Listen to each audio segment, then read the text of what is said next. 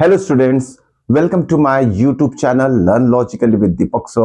आज के मैथ्स के क्लास में सभी 9th क्लास के बच्चों का स्वागत है। आज हम जो टॉपिक कंटिन्यू करने जा रहे हैं it is from NCERT text book chapter number 11 surface area and volume. अब देखिए, पिछले जो वीडियो में हमने स्टडी किया था it is concept of the surface area volume, formulas देखे थे, किस तरीके से फॉर्मूलेज बनते हैं, फिगर्स के बारे में डिस्कशन किया था और फर्स्ट एक्सरसाइज से क्वेश्चन नंबर 1 और 2 ये दोनों क्वेश्चन हम बहुत अच्छी तरीके से सॉल्व कर चुके हैं। तो आज की वीडियो में हम आगे कंटिन्यू करने जा रहे हैं क्वेश्चन नंबर 3। ओके, तो देखते हैं इस क्वेश्चन में क्या दिया है और हमें क्या चीज फाइंड आउट करना है। तो क्वेश्चन समझ लेते हैं और सॉल्यूशन उसका इजी तरीके से लिखते हैं। साथ में कैलकुलेशन जो है आपको लिख कर देखना पड़ेगा, नोट डाउन करना पड़ेगा, प्रैक्टिस करना पड़ेगा, ताकि जो 10th स्टैंडर्ड में भी सेम टॉपिक आएगा ओके तो उसमें ये हेल्पफुल रहेगा। तो शुरुआत करते हैं क्वेश्चन नंबर 3। शुरुआत करने से पहले चैनल को सब्सक्राइब जरूर कर लीजिए क्योंकि आने वाले इंपॉर्टेंट वीडियोस जो है वो आपके मिस ना हो जाए। ओके, तो चलिए क्वेश्चन नंबर 3 से शुरुआत करते हैं। क्या दिया है क्वेश्चन में देखते हैं।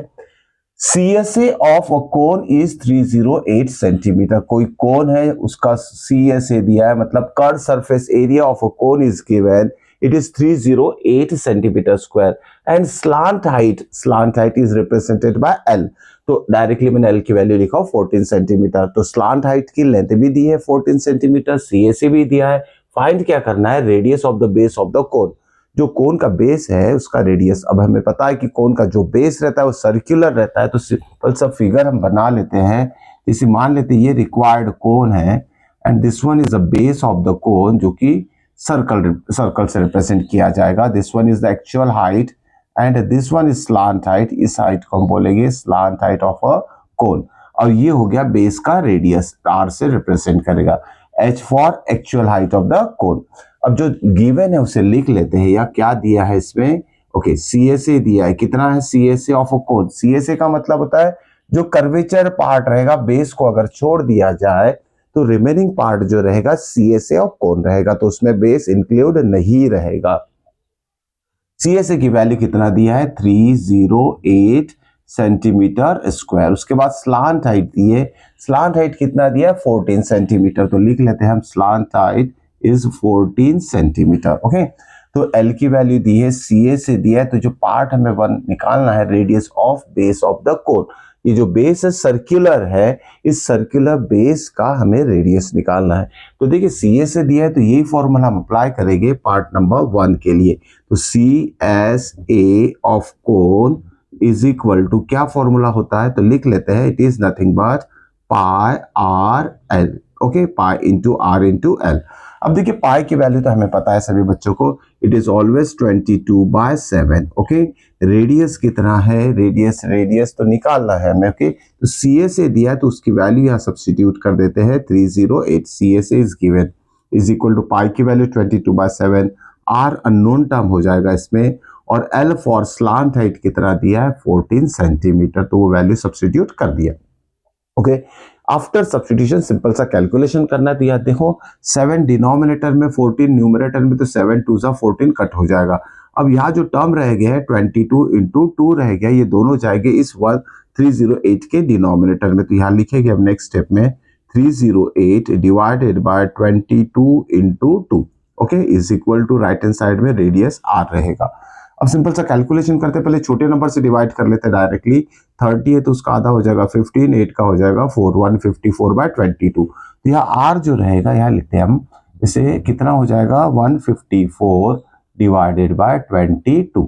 अब 22 से डिवाइड कर देते हैं इसे, लेकिन देखिए 22 11 के टेबल में, तो पहले 11 से डिवाइड करते हैं। 22 से भी कर सकते हैं डायरेक्टली, लेकिन 11 2 जा 22 होता है, 11 1 जा 11 4 जा, फिर से 2 1 जा 2 7 जा, तो जो R की वैल्यू आई है वो है 7 centimetre.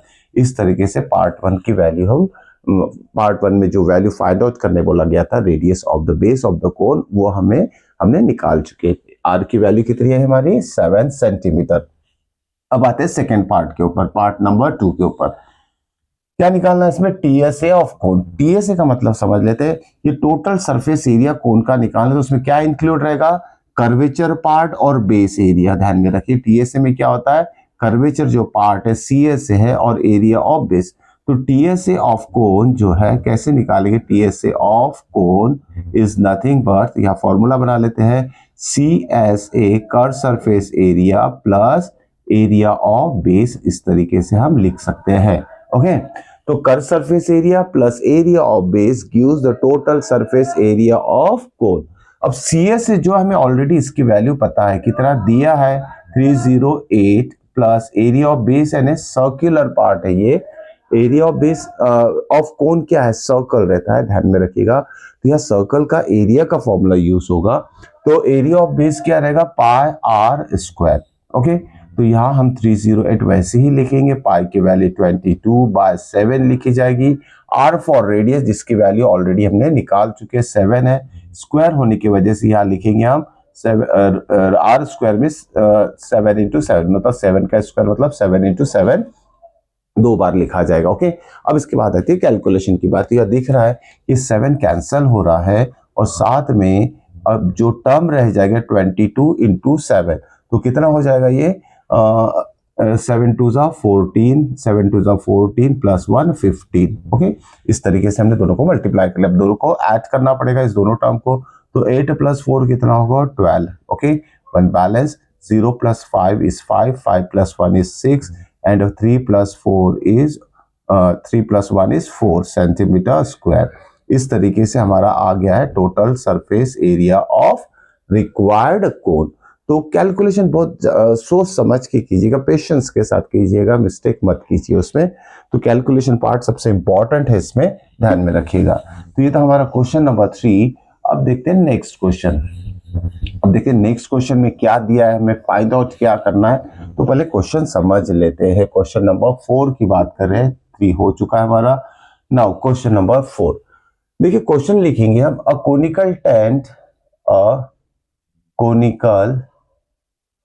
Tent is 10 metre high. Okay, कोई कोनिकल टेंट है 10 metre high and radius of its base is 24 centimetre. कोई कोनिकल टेंट है जिसका हाइट 10 मीटर है एंड रेडियस ऑफ बेस कितना है 24 मीटर है। ओके, एक कोनिकल टेंट है, टेंट बनाने के लिए कोई पर्टिकुलर चीज यूज की जाती है। ओके, कैनवास यूज किया जाता है, ध्यान में रखिएगा, कैनवास से वो टेंट बनता है। एक ग्राउंड के ऊपर जो टेंट बनेगा उसमें जो कैनवास यूज होगा, ओके, फॉर मेकिंग टेंट। तो सेकंड यहाँ हमें वही रिलेटेड क्वेश्चन है।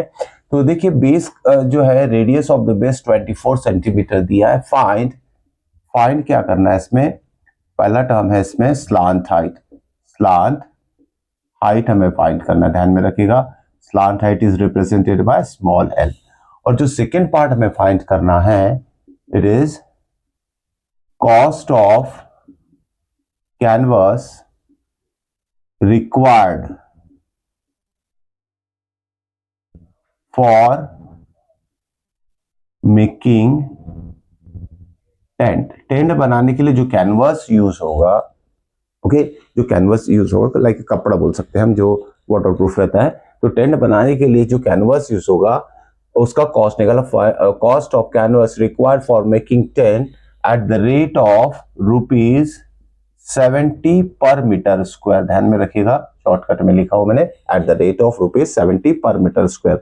मतलब इसका क्या होता है, एट द रेट ऑफ ₹70 पर मीटर स्क्वायर मतलब 1 मीटर स्क्वायर कैनवस का कॉस्ट ₹70 है। तो टेंट बनाने के लिए जितना कैनवस यूज होगा, जितना मीटर स्क्वायर में उसका आंसर आएगा, वो कैनवस का हमें कितना कॉस्टिंग पड़ेगा टेंट बनाने के लिए, वो हमें फाइंड आउट करना है। चलिए 1 बाय 1 हमें सारी चीजें फाइंड करते हैं। तो सबसे पहले टेंट बना लेते हैं कोनिकल शेप में। तो ये हो गया हमारा टेंट। ओके, और इस टेंट का जो कर्वेचर पार्ट है, ये जो कर्वेचर पार्ट है, ये कर्वेचर पार्ट ही कैनवस से बना हुआ है, ध्यान में रखिएगा। क्योंकि जो नीचे वाला बेस रहेगा, इट इज ग्राउंड सरफेस रहेगा, ग्राउंड सरफेस पे ही टेंट बनाया जाता है। ओके, तो जो कैनवस यूज हो रहा है, it is only in the formation of curvature part. तो जितना कैनवस यूज हो रहा है कर्वेचर पार्ट बनाने के लिए, उसका हम एरिया निकालेंगे, मतलब CA से निकालेंगे कोनिकल पार्ट का, कर्वेचर पार्ट का, ठीक है। तो यहां लिखेंगे हम पहले गिवन। चलिए गिवन में क्या दिया है लिख लेते हैं। अ कोनिकल टेंट, हाइट दी है इसमें 10 मीटर। h मतलब जो स्ट्रेट हाइट है इसकी, ये वाली हाइट की बात कर रहे हैं। This height is 10 metre, right, ये दिया है। तो h इज इक्वल टू लिख लेते हैं 10 metre, okay. And radius of base, radius ये हो गया हमारा, उसकी वैल्यू दी है 24 metre, okay. Radius of base कितना है 24 मीटर, ओके। अब देखिए ये 24 रेडियस है, हाइट 10 मीटर है, ओके। तो ये दोनों का यूज हमें करना है to find the CSA, that is area of that canvas use for making tent, okay.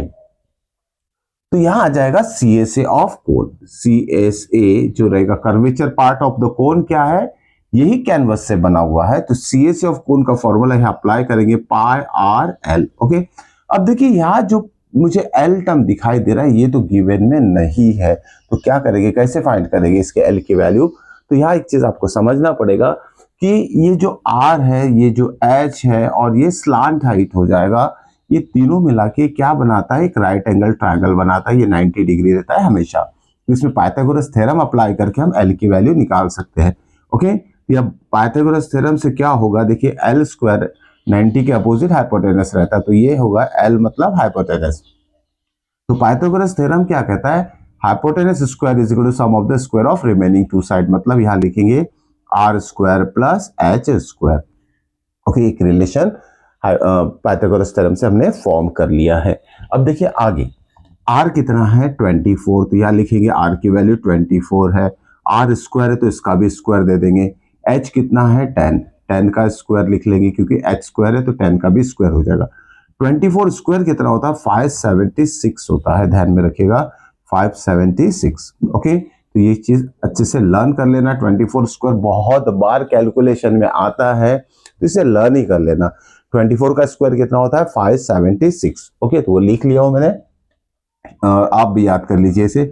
10 square कितना होता है 100। अब दोनों को ऐड करेंगे तो ये कितना होता है 500 प्लस 100 676। ये आगे value of L square, okay. तो L square is equal to ये 676 क्या है, it is also perfect square, okay. तो ये किसका स्क्वायर है, it is the square of 26। एक चीज इसमें बताने वाला हूं, पहले कैंसिलेशन करके एल की वैल्यू निकाल लेते हैं। एल इज इक्वल टू आ गया 26। तो एक चीज आपको यहाँ ध्यान में रखना है फॉर एवर, 9th क्लास हो, 10th क्लास हो, 11th 12th हो, एक सिंपल सा ट्रिक, कम से कम आपके 10 सेकंड जरूर बच जाएंगे कैलकुलेशन के। यह आपको याद में रखना है 25 का स्क्वायर तो बहुत अच्छी तरीके से सभी बच्चों को आता होगा, इट इज 625। इससे पहले कौन सा नंबर आता है 24, तो उसका स्क्वायर कितना होगा 576 होगा, ध्यान में रखिएगा।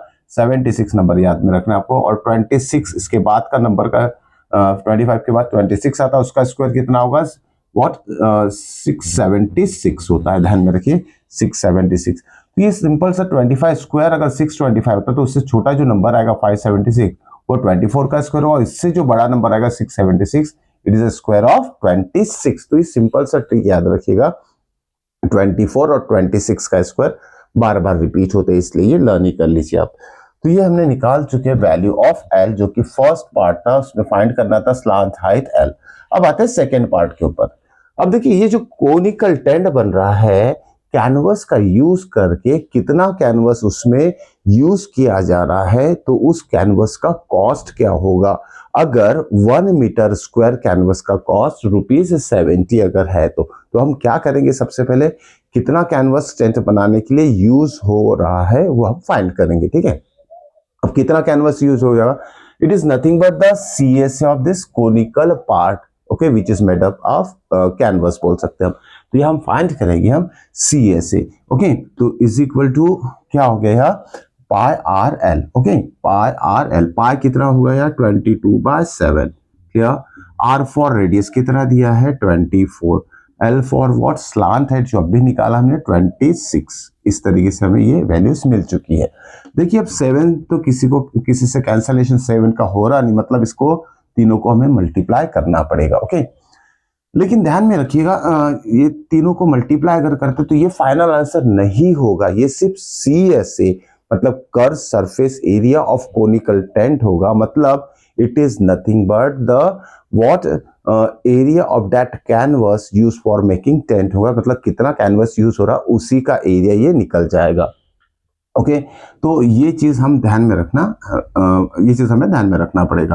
तो सिंपल सा मैं एक मल्टीप्लीकेशन कर देता हूँ, 22 इंटू 24। तो 22 इंटू 24 कितना होगा, 22 4 जा 88, ओके 8 बैलेंस, 22 2 जा 44, 44 प्लस 8 कितना होगा, 44 प्लस 8 इज 52 इंटू 26/7। ओके इसके आगे मैं थोड़ा मल्टीप्लीकेशन स्टॉप करता हूं क्योंकि ये सिर्फ क्या है, एरिया ऑफ कैनवस यूज है, तो इसे लिख लेते हैं मीटर स्क्वायर में।